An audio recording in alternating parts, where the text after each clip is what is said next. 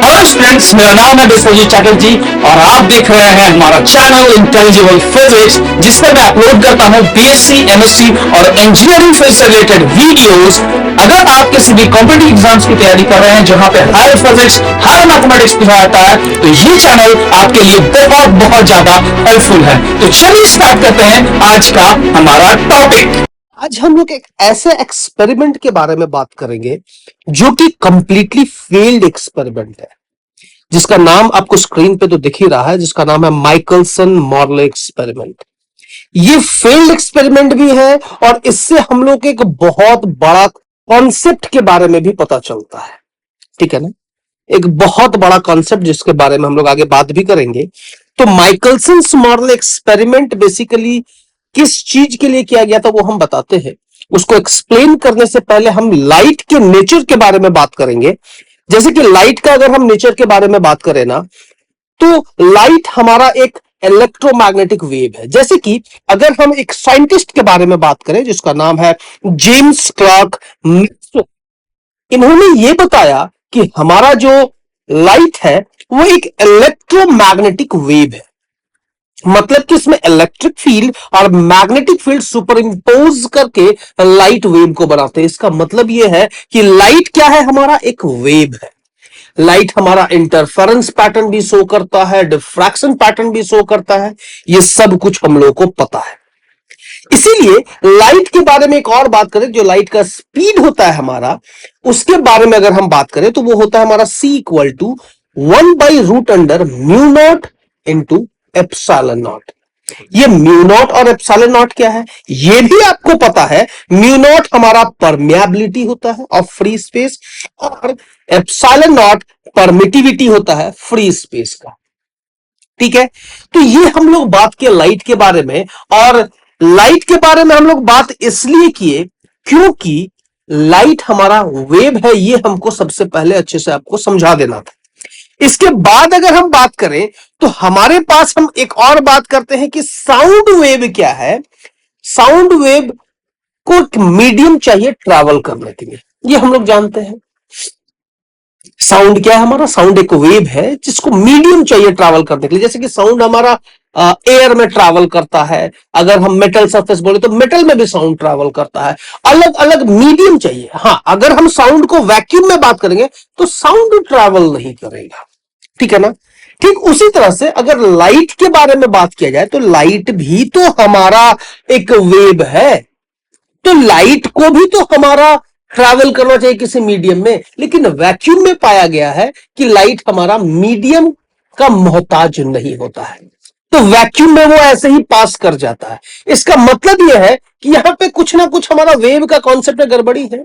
तो हम लोग ऐसा मान लिए, हम लोग को ऐसा लगा कि वेव के कॉन्सेप्ट में गड़बड़ी है, लेकिन ऐसा कुछ है नहीं। हम लोग मान लिए कि हमारे स्पेस में, हमारा जो स्पेस है ना, उस स्पेस में एक मीडियम है। उस स्पेस के मीडियम का जो नाम दे दिए, उसका नाम दिए हम लोग ल्यूमिनिफेरस ईथर। जैसे कि आपको यहां पे दिख रहा है, as sound wave need medium to travel, so we assume that light is a wave also need medium to travel. Light को भी तो हमारा एक वेव है, तो उसको भी एक मीडियम चाहिए ट्रैवल करने के लिए। तो हम लोग कंसिडर कर लिए एक मीडियम नेम्ड एज लुमिनिफेरस ईथर या फिर ईथर। हम लोग मान लिए ये हाइपोथेटिकल मीडियम है। जैसे कि स्पेस है ना, खाली जगह है, वहां कुछ नहीं है, तो हम वहां पे मान लिए कि मीडियम है, ईथर है। वहां पे क्या हमारा ईथर है। बात समझ में आ रहा है। आगे बात करते हैं। जैसे कि यहां पे अर्थ के बारे में बात करेंगे तो अर्थ हमारा गोल गोल घूम रहा है। किसके चारों तरफ अगर हम बात करें तो अर्थ जो है सन के चारों तरफ गोल गोल घूमेगा। ठीक है ना। अर्थ का हमारा स्पीड होता है 30 किलोमीटर पर सेकेंड के स्पीड से वो घूमता है। ये हमारा orbital velocity of the earth है, जो कि सन के चारों तरफ गोल गोल वो घूम रहा है। ये हमको पता है। ठीक है ना। तो यहां पे अगर आप देखें तो सन से जो लाइट आ रहा है अर्थ तक, वो खाली जगह होकर के आ रहा है। तो ये जो खाली जगह है ना, जो स्पेस आपको दिख रहा है ब्लैक ब्लैक ना, इस स्पेस को, इस खाली जगह का नाम दे दिया हम लुमिनिफेरस ईथर। मान लिए हम इसका नाम है लुमिनिफेरस ईथर या फिर ईथर। इसी लुमिनिफेरस ईथर को प्रूव करने के लिए, इसके एग्जिस्टेंस को प्रूव करने के लिए हम लोग एक्सपेरिमेंट किए माइकलसन मॉडल एक्सपेरिमेंट, ठीक है ना, ये सबसे ज्यादा इंपॉर्टेंट है जानना। तो यहां पे अगर हम माइकलसन मॉडल एक्सपेरिमेंट के एम के बारे में बात करें तो इसका एम कहता है कि the aim of the Michelson Morley experiment was to prove the existence of ether by finding the velocity of drift between the ether and the earth. Ether हमारा स्पेस है, अर्थ हमारा मूव कर रहा है। अर्थ तो सन के चारों तरफ गोल गोल घूम रहा है ना, ऐसा भी अभी देखे हम लोग। क्या हो रहा है, अर्थ हमारा घूम रहा है। तो अगर अर्थ घूम रहा है तो ईथर के रेस्पेक्ट में भी अर्थ घूमेगा, सही यस और नो? गैलीलियन ट्रांसफॉर्मेशन में आपने पढ़ा था कि एक मीडियम दूसरे मीडियम के रेस्पेक्ट में कैसे ट्रैवल करता, तो क्या क्या वेलोसिटी का फॉर्मूलाज होता है गैलीलियन ट्रांसफॉर्मेशन में देखे थे। एक फ्रेम अगर दूसरे फ्रेम के रेस्पेक्ट में मूव करे, ठीक उसी तरह से अगर ईथर हमारा एक फ्रेम है तो अर्थ भी हमारा एक फ्रेम है जो कि कांस्टेंट वेलोसिटी v से मूव कर रहा है। ऐसा हम लोग कंसीडर कर सकते हैं, ऐसा मान सकते हैं। दूसरा बात क्या है कि to prove the existence of ether attempt was made to find the velocity of drift between the ether and the earth. If ether is assumed to be at rest, the velocity of the earth relative to ether will be its orbital velocity, which is about 30 km per second, and the velocity of ether drift relative to earth will be equal to magnitude and opposite in direction. Common सी बात है, अगर ether rest में है और अर्थ उससे आगे 30 kilometre के रफ्तार से आगे बढ़ा चला जा रहा है, तो अगर हम ईथर का स्पीड अर्थ के रेस्पेक्ट में बात करें तो वो भी तो 30 किलोमीटर पर सेकेंड ही होगा ना, लेकिन अपोजिट डायरेक्शन में। बात समझ रहे हैं? क्लियर है? यही कॉन्सेप्ट हम लोग जानते हैं रिलेटिव वेलोसिटी का। तो इसके बाद हम लोग क्या करते हैं, to detect the presumed motion of earth through ether Michelson devised an ingenious experiment, मतलब बहुत इंटेलिजेंटली एक डिवाइस बना है, ठीक ना। मॉरल यूजिंग हिज इंटरफेरोमीटर, एक अभी हम डिवाइस दिखाएंगे आपको और हम भी यहां पे बनाए हुए हैं, उसका नाम है माइकलसन इंटरफेरोमीटर, और the experiment is classically known as Michelson Morley experiment. तो चलो देखते हैं, ये सेटअप जो आपको यहां पे दिख रहा है ना, यह है हमारा माइकलसन मॉरल एक्सपेरिमेंट का सेटअप, और इसका नाम है इस डिवाइस का माइकलसन इंटरफेरोमीटर, ठीक है। इसका नाम क्या है, माइकलसन इंटरफेरोमीटर। अब यहां पे हुआ क्या, यहां पे देख रहे हो, यहां पे है एक सोर्स, टॉर्च हम बनाए हैं, सोर्स है, लाइट है, लेजर लाइट हो सकता है यहां पे। इस लाइट को, ये जो जी देख रहे हो ना, ये जी क्या है, ये जी है हमारा सेमी सिल्वर्ड या फिर हाफ सिल्वर्ड ग्लास है। ये क्या है, हाफ सिल्वर्ड ग्लास। M1 हमारा क्या है, एक मिरर है। M2 हमारा क्या है, ये भी एक मिरर है। M2 मिरर एक्स एक्सिस के अलॉन्ग है, M1 मिरर वाई एक्सिस के अलॉन्ग है। ये सब चीज ध्यान में रखना, ठीक है ना। अब लाइट चला, लाइट जाकर के हाफ सिल्वर्ड जो हमारा ग्लास है उससे टकराएगा, टकराने के बाद वो मिरर M2 में चला जाएगा। एक तो रिफ्रैक्ट करके गया, दूसरा हाफ सिल्वर्ड में क्या होता है, रिफ्लेक्ट भी करता है, रिफ्रैक्ट भी करता है, मतलब कुछ पार्ट रिफ्लेक्ट करेगा, कुछ पार्ट रिफ्रैक्ट करेगा। चलो देखो, कुछ पार्ट रिफ्लेक्ट भी कर रहा है, रिफ्रैक्ट करके M2 में गया, रिफ्लेक्ट करके M1 में गया, मतलब A से C हमारा M1 और A से B हमारा M2। अभी क्या है कि इसका डायरेक्शन देखो, ये पहले ऐसे गया, फिर यहां से फिर क्या हुआ कि ये वापस आया इधर से, ठीक है ना। पहले A से B गया, फिर B से A आया लाइट, ठीक है। फिर क्या हुआ कि फिर अगर हम बात करें, फिर A से T की तरफ चला गया, जो कि हमारा टेलीस्कोप है, ये हमारा टेलीस्कोप है, T की तरफ चला गया, ठीक है, दिखा टेलीस्कोप की तरफ गया। फिर उसी तरह से जो हमारा, जब ये रिफ्लेक्ट करके इधर गया है ना, रिफ्लेक्ट करके इधर गया तो इधर से ऊपर जाएगा, फिर यहां से A से C जाएगा, फिर C से A आएगा, C से A आएगा तो फिर इधर चला आएगा, ठीक है ना। तो पहले क्या हुआ कि ये यहां से यहां गया, इधर गया, फिर टूट के यहां गया, एक साथ ही ये दोनों जाएगा, ठीक है। फिर दोनों एक साथ वापस यहीं पे आएगा, दोनों इसी में आएगा, तो इसका वेव भी इधर आएगा, इसका वेव भी इधर आएगा, तो दोनों वेव जब आपस में मिलेगा ना, तो सुपर इंपोज करके इंटरफेरेंस पैटर्न बनाएगा, ठीक है ना। इसी के बारे में हम लोग बात करेंगे आगे, ठीक है ना। तो A से B जाएगा, B से A आएगा, ए से बी का डिस्टेंस डी मान लेते हैं और ए से सी का भी डिस्टेंस हम लोग डी मान लेते हैं, स्मॉल डी। आगे देखेंगे, माने हुए हैं, सब कुछ लिखे हुए हैं। ये माइकलसन इंटरफेरोमीटर का पूरा जो सेटअप है ये समझ में आया। क्या क्या लिए, एक सोर्स लेते हैं, हाफ सिल्वर्ड ग्लास लेते हैं, दो मिरर लेते हैं, एक टेलीस्कोप लेते हैं लाइट को डिटेक्ट करने के लिए। ठीक है, चलो आगे बात करते हैं। ये सेटअप को हम लोग यहां पे भी बना लिए हैं। जी हमारा क्या है, हाफ सिल्वर्ड मिरर है, सॉरी हाफ सिल्वर ग्लास है। देखो हाफ सिल्वर ग्लास प्लेट यहां पे ले लिए हैं। M1 M2 क्या है ये भी हम लोग देख लिए हैं, ठीक है ना। अब इसके बाद क्या है, इसके बाद अगर हम बात करें यहां पे AB और AC का डिस्टेंस क्या हमारा D है, ये भी हम लोग मान लिए हैं। इसके बाद क्या है, time taken by the light to go from A to B।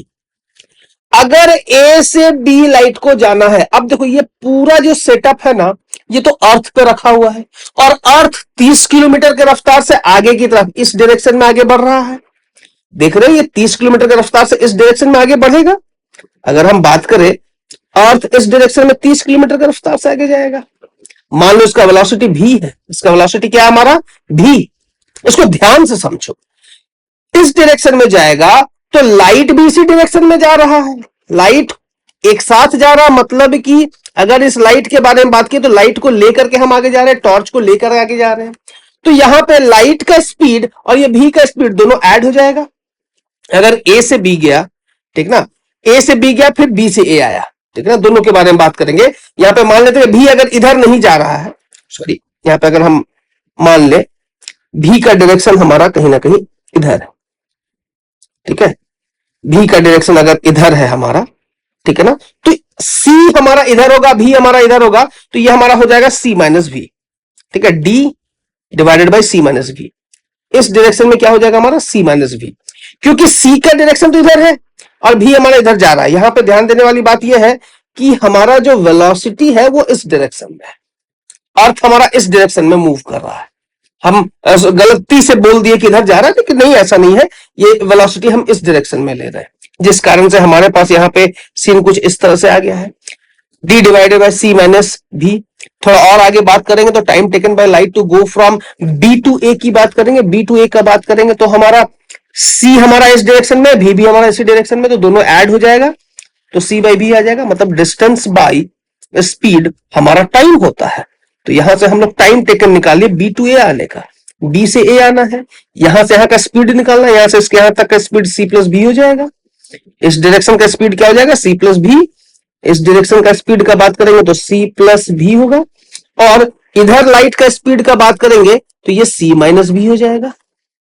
ठीक है, A से B में C माइनस B है और B टू A में C प्लस B है। उसके अकॉर्डिंग हम लोग वैल्यूज लिख लिए यहां पे, ठीक है ना, समझ में आया।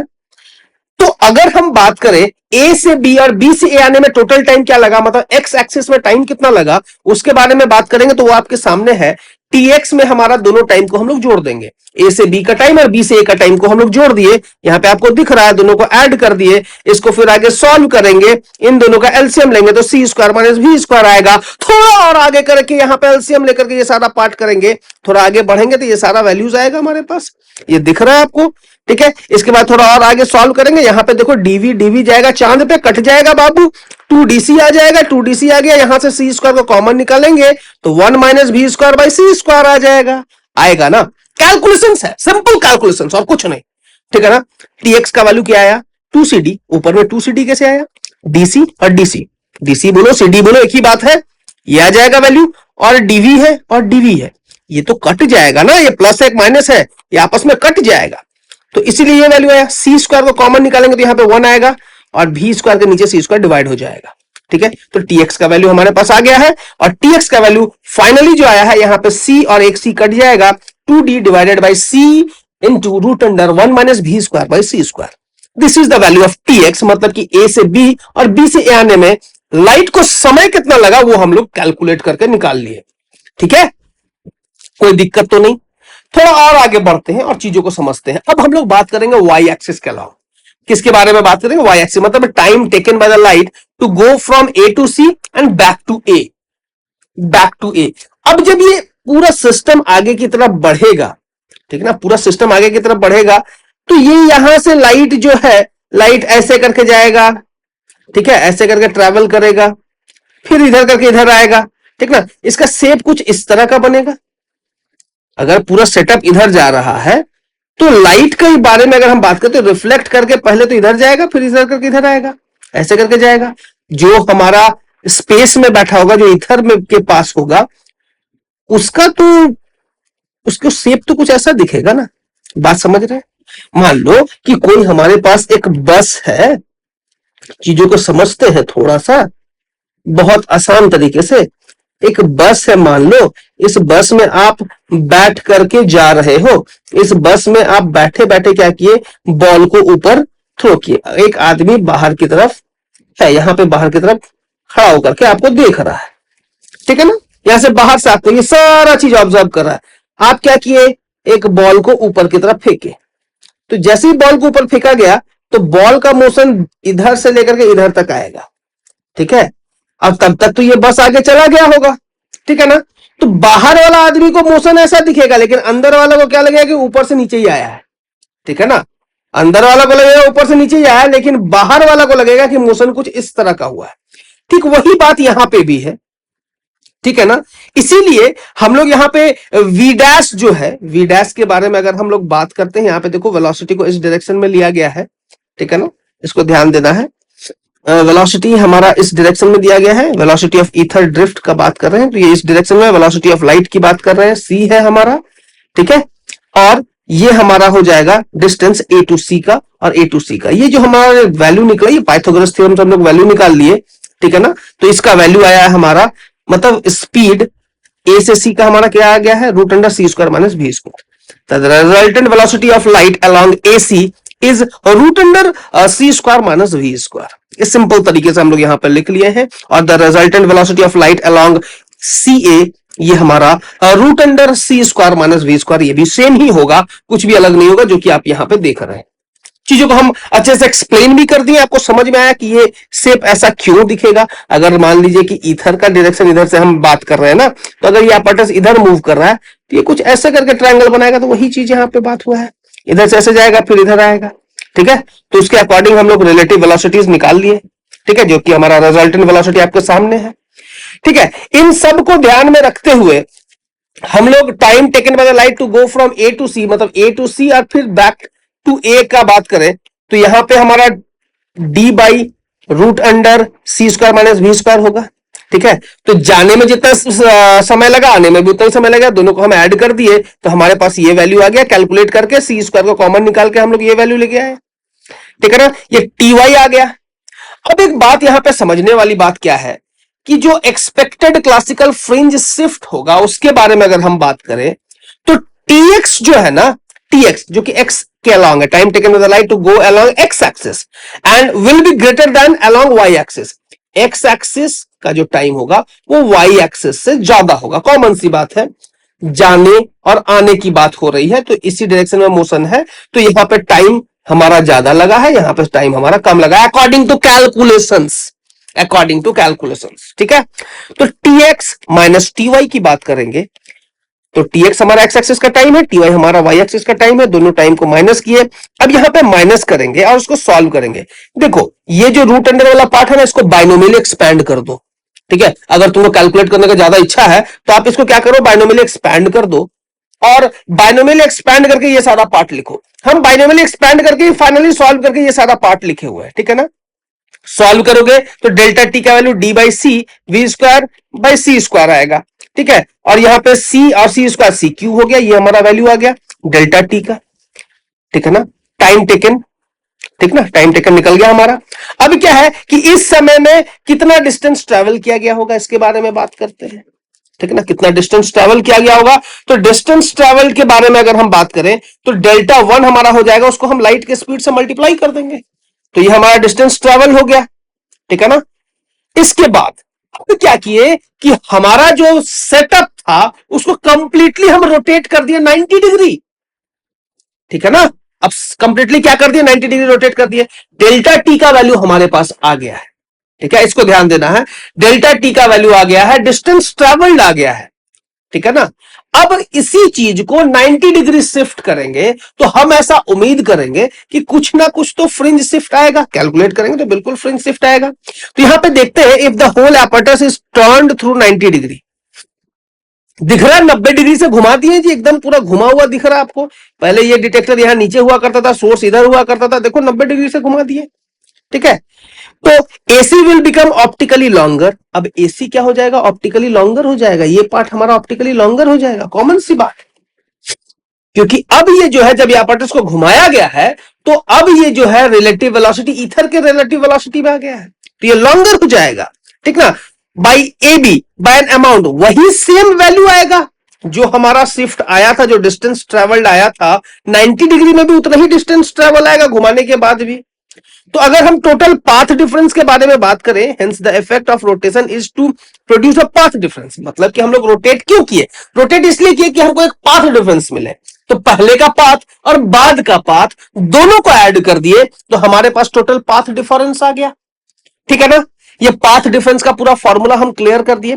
पहले हम लोग डेल्टा वन निकाले थे पाथ नॉर्मल पोजीशन से, फिर 90 डिग्री रोटेट किए तो वही वैल्यू आया, दोनों को ऐड कर दिए, दोनों को डेल्टा वन और डेल्टा टू को ऐड किए, दोनों का वैल्यू सेम है, इतना ही वैल्यू है, तो हमारे पास ये 2d v² आ गया। तो ये द इफेक्ट ऑफ रोटेशन, बार बार बोल रहे हैं, the effect of rotation is to produce a path difference, path difference को लाने प्रोड्यूस करने के लिए ही रोटेशन किया गया। ठीक है, अब ये जो वैल्यू है, ये जो पाथ डिफरेंस है, ये एन लैम्डा के बराबर होगा। अगर यहां पे देखो, यहां पे इंटरफेरेंस पैटर्न दिख रहा होगा कुछ ना कुछ, ठीक ना, तो उसके अकॉर्डिंग यहां पे इंटरफेरेंस पैटर्न दिख रहा है, ये इंटरफेरेंस पैटर्न सबको, ठीक ना, यहां पे दिखेगा। इस जगह पे जो दिख रहा है ना, वो यही तो दिख रहा है इंटरफेरेंस पैटर्न, सोडियम लाइट लिया गया है, इंटरफेरेंस पैटर्न दिख रहा है।